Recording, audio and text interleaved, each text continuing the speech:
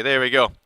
I love how you see this kind of infinite sort of Windows thing when you're recording your window and then showing what you're recording. It's pretty awesome.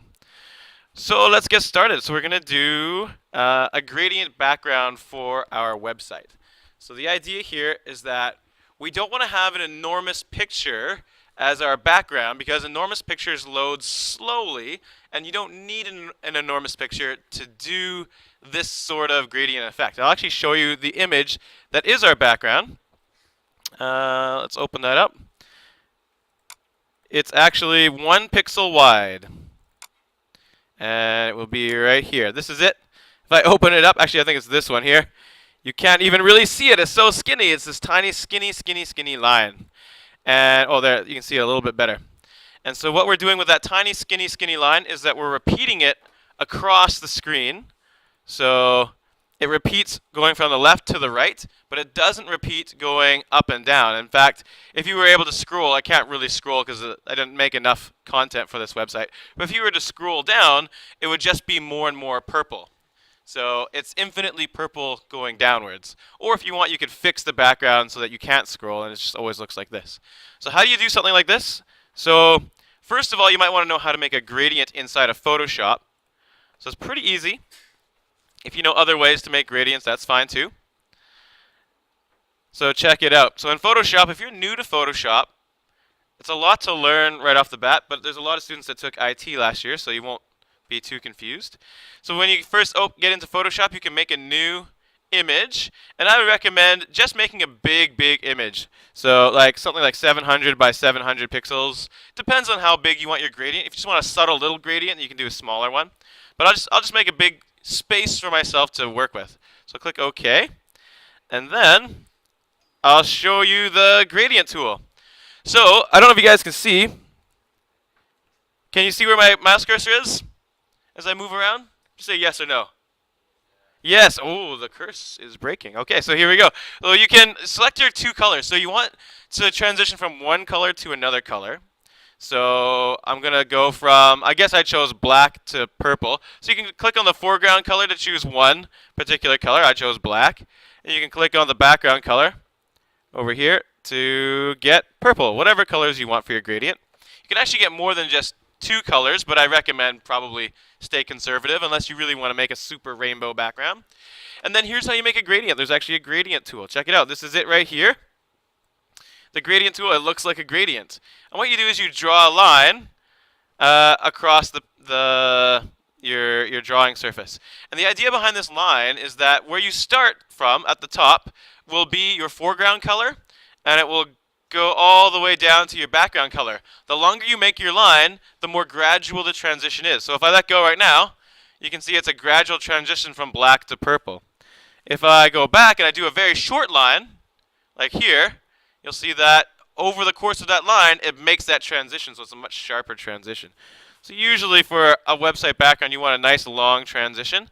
By the way, if you want to make it perfectly vertical, which you probably do, hold down Shift while you draw this line. It'll give you a perfect 90-degree gradient. Now, we don't want to make this our background because that's a lot of pixels, and we don't really need all those pixels. We just need one vertical sliver of this image. So what I'm going to do is use this tool, second from the top. If you click and hold it, you can find all these different selections. And the one I want is called Single Column Marquee Tool. And the idea is I can just select 1 pixel wide sliver of this whole image. It doesn't matter where because it's uniform across the whole surface. So I'm just going to put it there, and I'm going to copy it and then paste it into a new picture. So to copy, just Control C like every other program. And then I'll make a new picture. It already knows the width of my selection, so I'm just going to click OK. And just knows that's how I wanted it, how big I want it because I copied it. And then I can paste in there, and I can save that as a picture. So that's how I made my tiny sliver of a background. So that's getting repeated across and not down. So how do you do that in the CSS? So here's the CSS. Check it out. We got our background image. I called it gradient 2. There was also a gradient, maybe just gradients, that I was playing with as well. So that one was black to white. And I'll show you the illusion in a second. I'll put it back. And here's the trick. So what you do is you say background repeat repeat x. And the idea behind repeat x is just like in math, the x-axis is horizontal. So repeat x means it just repeats across the surface horizontally. So repeat x goes just straight across. If I said repeat y, it would only repeat vertically, which is totally not what we want.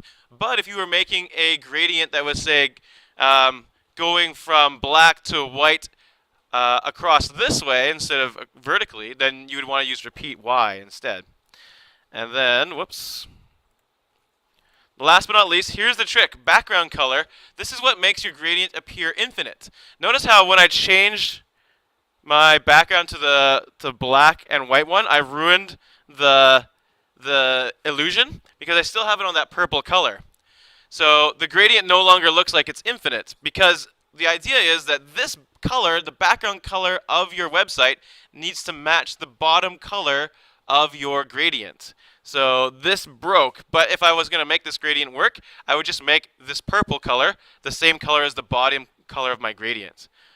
If I switch back to gradient 2 and refresh, that picture actually ends here as well. It's the same size, and the rest of the distance down is just the background color that I chose. So just match up the background color of your website with the bottom color of whatever you drew in your picture, and that'll work out really nicely. So you can make some nice looking effects that way.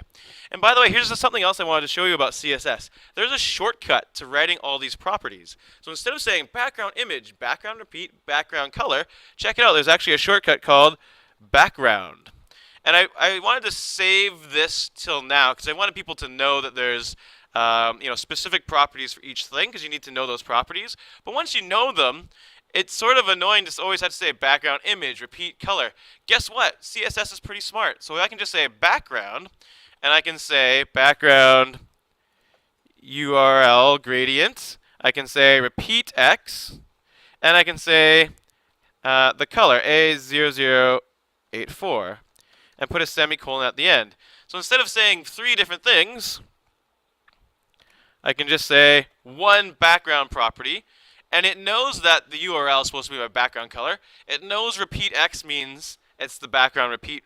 And it knows that this color, which I think I left something off. Whoops. What was it? I missed a 0 somehow. I'll put in another 0 here. There we go. It knows that this color can only mean, because this isn't background, right? It can only mean that this is the color for the background of our website. So it's a nice little shortcut that you can use. Notice I also used for border as well. For my main method, instead of having a border color, border width, border style, I just said border and I gave the information, and CSS can understand that shortcut and just kind of go from there. It makes your website CSS a little bit cleaner, and generally I think people prefer to do things this way. But if you prefer doing it your way, then that's fine as well. Okay, so there you go. That's how we make our lovely gradient backgrounds. And